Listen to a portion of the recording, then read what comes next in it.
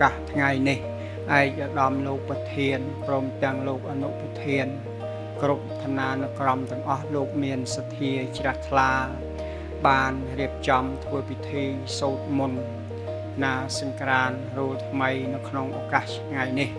បើអញ្ចឹងក្នុងឱកាសពេលនេះផងដែរខ្ញុំបកករណាខ្ញុំបានក៏សូមអញ្ជើញអស់ពពួកទេវតាវត្ថុស័ក្តិសិទ្ធិទាំងអស់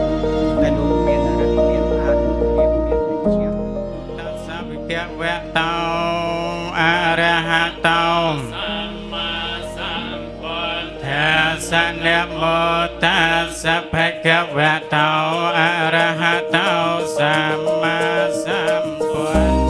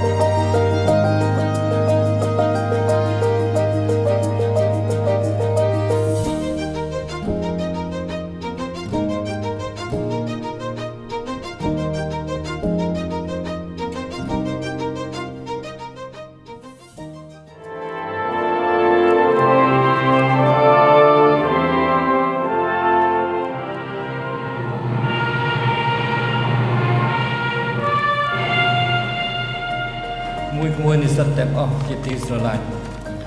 ក្នុងឱកាសដ៏វិសេសវិសាលនេះខ្ញុំសូមលើកទឹកចិត្ត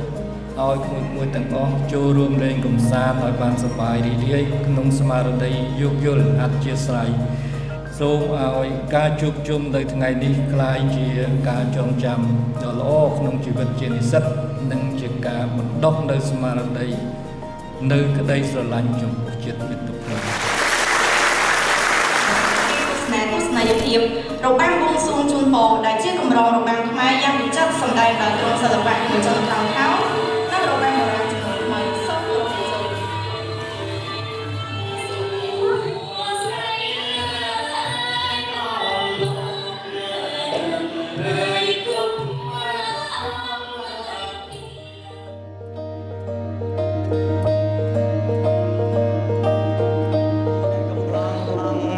រាប តាំងចិត្តបរិសុទ្ធអាជារបាំខ្មែរឆារាមុំមកអើយវៃក្រមុំបងហាអើយណែកំប្លង់អាយនំគ្នាលេងត្រង់តាំងចិត្តបរិសុទ្ធអាជារបាំខ្មែរឆារាមុំមកអើយវៃក្រមុំបងអើយវៃក្រមុំបង